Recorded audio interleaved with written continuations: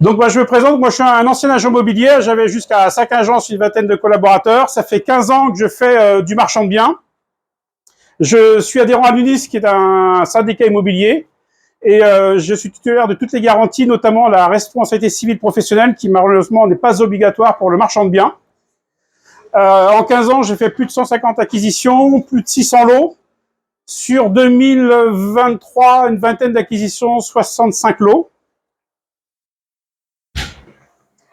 C'est quoi un marchand de biens pour ceux qui ne savent pas? Donc, par rapport à un agent immobilier, l'agent immobilier est intermédiaire. Moi, j'achète le bien immobilier. J'apporte une plus-value, soit donc en divisant, en réalisant éventuellement des travaux, en réalisant un permis de construire grâce à mon architecte qui est dans le coin d'ailleurs, déclaration préalable, DP, etc. Le but, c'est de revendre et de faire une marge, puisqu'en fait, je suis commerçant. Dans quel cas me contacter? Effectivement, quand vous avez un vendeur qui a besoin de vendre rapidement, succession, par exemple. Les gens qui veulent vendre aussi, parce qu'avant d'être saisis par la banque, ils ont plus intérêt à vendre à un professionnel. Lorsqu'il y a effectivement une possibilité de diviser le terrain, qu'il y a une maison avec un grand terrain, c'est possibilité de diviser pour créer un terrain à bâtir, un ensemble de lots, une maison, un hangar, un autre terrain. Là, il y a des possibilités de diviser. Donc là, il ne faut pas hésiter effectivement à m'appeler. Pourquoi développer votre business avec moi? Pour vous, agent immobilier, ça permet d'obtenir plus de mandats, proposer à vos acquéreurs des affaires à des prix compétitifs, puisque je revends toujours au prix du marché, voire éventuellement en dessous de celui-ci. Réaliser plus de ventes, augmenter votre chiffre d'affaires et puis surtout aussi accroître votre visibilité. Les avantages pour vous, agent immobilier, de travailler avec moi, 3 avantages majeurs. J'achète sans condition de financement, ça c'est un gros plus.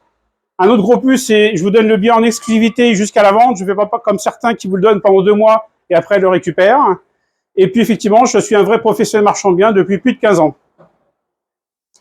Les avantages pour le vendeur, c'est qu'il y a une prise de décision rapide. Si j'ai un dossier complet, en 24 heures, je suis capable de vous faire une offre sans condition de financement.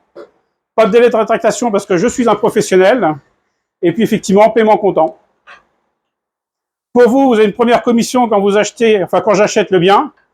Après, si je fais 3 lots, c'est 3 autres coms. Au total, ça fait 4 commissions. Je suppose que les gens veulent gagner quand même plus d'argent que de rester à juste une commission. Normalement. Normalement. Et là, je vais vous présenter un petit peu des affaires que j'ai réalisées pour vous rendre compte un petit peu ce que je peux faire. Donc là, on est à Nogent-le-Roi, un corps de ferme qui était à vendre depuis plus d'1 an, sur 3700 mètres carrés de terrain, avec un pavillon contemporain, un hangar, et puis effectivement des granges. Voilà, petite vue aérienne, c'était un beau projet quand j'ai vu ça. Effectivement, je ne comprends pas pourquoi personne ne l'a vu. Et donc là, effectivement, le souci technique, c'est qu'on devait garder, enfin, on doit garder l'entrée existante, on ne pouvait pas créer d'autres entrées. Donc j'ai fait un accès commun pour desservir d'une part le hangar, le terrain à bâtir, la maison contemporaine et les 3 granges. Et j'ai aussi viabilisé, puisque dès qu'il y a du commun, on ne va pas laisser chacun faire sa tranchée, sinon ça va être un véritable bazar. Donc j'ai réalisé la viabilisation et j'ai terminé la plateforme avec un enrobé. Et vous voyez, effectivement, vous voyez ce que ça donne après. On a quelque chose qui est propre, qui est bien fait. On ne le voit pas, mais quand on fait des voiries, on doit récupérer ces pluviales. Et donc, vous avez un puisard qui est là pour récupérer les pluviales sur la voirie. Ce bien-là a été acheté 267 000 €. Il y avait 10 000 de com pour l'agent immobilier. Revendre 530 000 €, soit pour 6 com 41 000 €. Et au total, 51 000 € de com. Donc, effectivement, l'agent immobilier était quand même bien content. Au lieu d'avoir 10 000 de com, il a 51 000 € de com. Et en plus, il a un dossier complet pour la revente. Je pense que ça s'applaudit. Mais ça...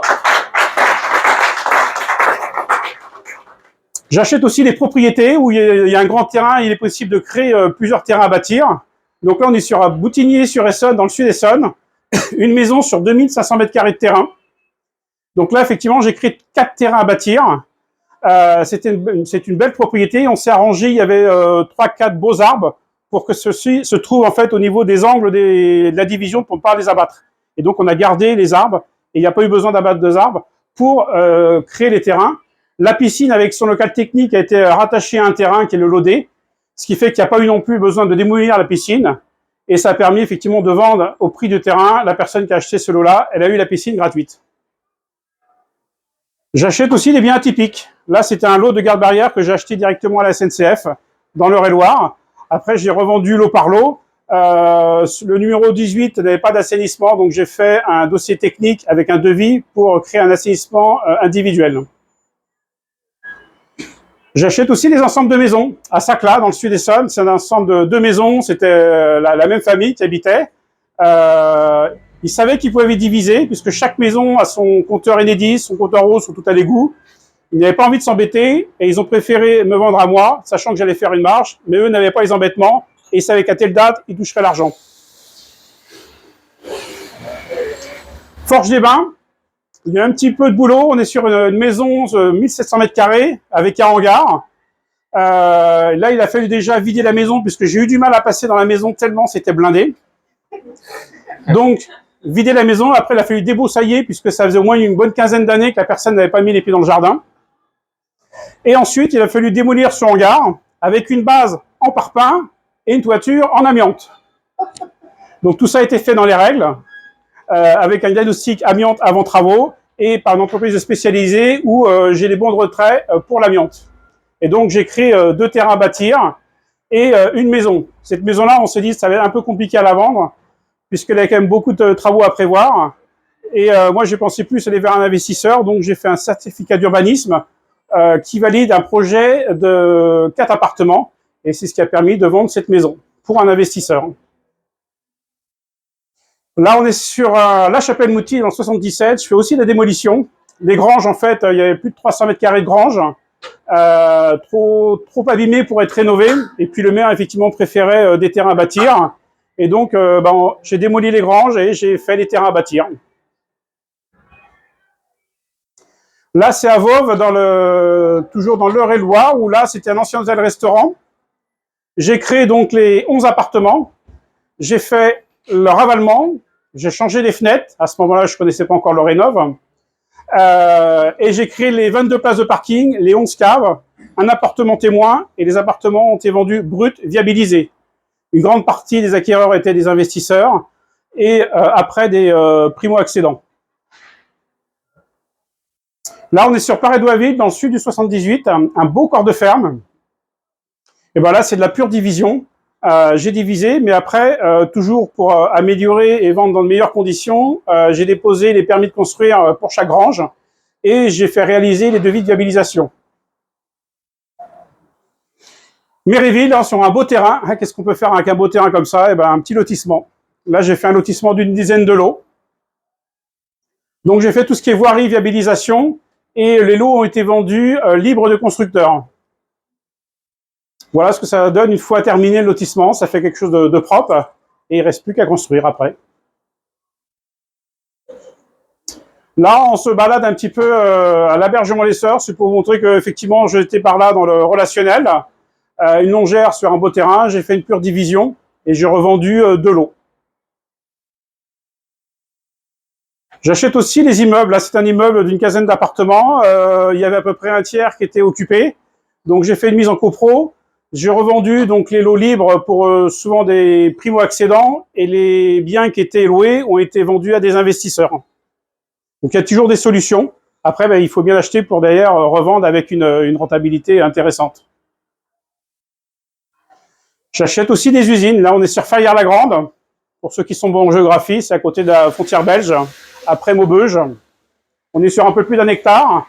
Donc là aussi, c'est une pure division. Vous avez 3 gros hangars, une petite maison, un petit immeuble de bureau, un petit hangar. Donc c'est une pure division. On reste en zone artisanale. Donc c'était redivisé pour revendre à des artisans. Chaque hangar fait entre 1500 et 1800 mètres carrés, plus ce terrain. Voici un petit peu l'intérieur d'un des hangars. Celui-ci a été vendu d'ailleurs. Hop, si tu veux revenir en arrière. Et là, c'est un ensemble immobilier. J'achète effectivement aussi des ensembles. Là, c'est un ensemble de 3 maisons. Et là, comme c'est un petit peu imbriqué l'un dans l'autre, c'est pas une division, mais c'est une mise en copro qu'il faut faire pour revendre toujours lot par lot. Là, on est sur Mézy-sur-Seine, dans le 78. Baudreville, dans l'Eure-et-Loire, là, en fait, c'était la salle de réunion de l'évêché. 2 choses à faire. C'était déjà le changement d'affectation pour le passer en habitation. Et ensuite, on est en assainissement individuel. Donc, j'ai pris un bureau d'études pour valider un système d'assainissement individuel, sachant qu'on a à peine 300 mètres carrés de terrain, trouver une solution et valider par le SPANC, qui est l'organisme de l'administration qui valide, et avec un devis, j'ai revendu en l'état la maison. Là, on est sur un ensemble à Ancas-sur-Bayon dans le 62, pas très loin de Berck-sur-Mer. C'est un bien qui est à la vente depuis plus de 2 ans. Là, en fait, on a 2 maisons. Une autre maison là, il y a un ensemble de hangars. La première maison n'a pas de terrain. Et puis, pour un petit peu la complexité, on est toujours en assainissement individuel. Vendre une maison sans terrain, c'est un peu compliqué. Donc, on a trouvé une solution en se grattant quand même pas mal l'esprit. Le Loa, en fait, a un petit bout de terrain derrière, a un garage avec un atelier et un apprenti, ce qui permet de vendre à la campagne une maison avec garage et terrain, même effectivement s'il faut passer par le passage commun, et ça lui permet derrière de faire son assainissement individuel autonome. Le lot 6 a pareil son terrain derrière, et le lot 7 a son terrain sur le côté, et les hangars ont été vendus pour du stockage. Un bien qui était en vente depuis 2 ans, qui a fait toutes les agences du secteur, où personne n'a trouvé une solution. Boinville. C'est un propriétaire qui a mis son immeuble de 5 logements en copro. Il en a vendu 3. Il en restait 2. Il avait besoin d'argent. Là, je me dis, voilà, si vous achetez les 2, je peux vendre chaque appartement à tel prix. J'ai fait mon calcul à sens inverse. J'ai fait une proposition sans condition de financement. C'était accepté. On a revendu les 2, dont un grâce à Teddy pour un investisseur avec du déficit foncier. Exactement. Elle est ravie. On est à Brie-sous-Fort, j'ai une belle maison. Et bien là, dans cette maison-là, je vais faire des appartements. Je ne vais pas du tout toucher à l'extérieur pour garder le cachet de la maison. En rez-de-jardin, on va avoir 2 appartements. Au rez-de-chaussée, 3 appartements. Et il y a à l'étage un bel appartement. Donc là, le but, c'est de faire les appartements viabilisés, de faire tout ce qui est partie commune et de vendre en l'état. Et donc, effectivement, on a les vues 2D, 3D. On a tout ce qu'il faut pour présenter aux futurs acquéreurs. Bah, c'est pour montrer aussi que j'achète des maisons incendiées, partiellement incendiées. T'es pas totalement incendiées, partiellement, c'est pas grand-chose. Pour la petite histoire, c'est un corps de ferme avec une partie maison qui était à l'origine à rénover. Ça fait un nettoyage. Et l'autre côté, une grange. J'ai fait mon changement d'affectation et pendant que j'étais sous promesse, malheureusement, il y a eu un incendie. J'ai quand même acheté. Reviens en arrière. J'ai quand même acheté. À votre avis, est-ce que j'ai fait les travaux ou pas? Non. Non, j'ai pas fait les travaux. J'ai revendu avec une DP pour valider le changement de la toiture et avec un devis travaux. Et j'ai revendu la maison en l'état. Ouais, bravo, bravo. Moi, je pense que l'assureur, là, il avait envie de pleurer, mais c'est chance. Ah, mais pourquoi je mets avec travaux? J'ai rénové la maison. En fait, j'ai acheté une succession. Il y avait un ensemble de 2 maisons. Ça durait juste 19 ans, mais ça, c'est le petit détail. Donc, j'ai payé une commission à l'agent. Elle a revendu la maison à un petit entrepreneur qui voulait faire une petite affaire marchand bien, et voilà, qui avait juste le budget d'acheter une maison. Il a acheté cette maison-là, il l'a rénovée et il l'a redonnée à la vente. Ce qui fait que l'agent immobilier, en 1 an et demi, a touché 3 coms. C'est top. Ah, c'est sûr qu'avec ça, l'économie. Voilà aussi, j'achète des corps de ferme. Là, c'est un corps de ferme. On a sorti 2 terrains à bâtir, plus le corps de ferme. La photo, effectivement, on voit dans le séjour, on voit le ciel parce qu'en fait, ça a plu pendant des années, ça n'a jamais été entretenu. Le plancher s'est écroulé. Et effectivement, quand on est dans le séjour, on voit le ciel, c'est sympa. L'autre côté aussi, c'est bien abîmé. Ça a été vendu en l'état. Il y a quelques années. Le monsieur est toujours dessus, il est en train de rénover pierre par pierre. C'est un amoureux des vieilles pierres. Et il rénove au fur et à mesure sa maison. Il faut avoir du courage, mais il y en a qui aiment ça. Mais tout se vend, c'est une question de prix. Voilà un petit peu tout ce que je fais comme bien. Vous pouvez retrouver sur Facebook, sur YouTube, sur luxio.fr. Eh ben, on l'applaudit très fort.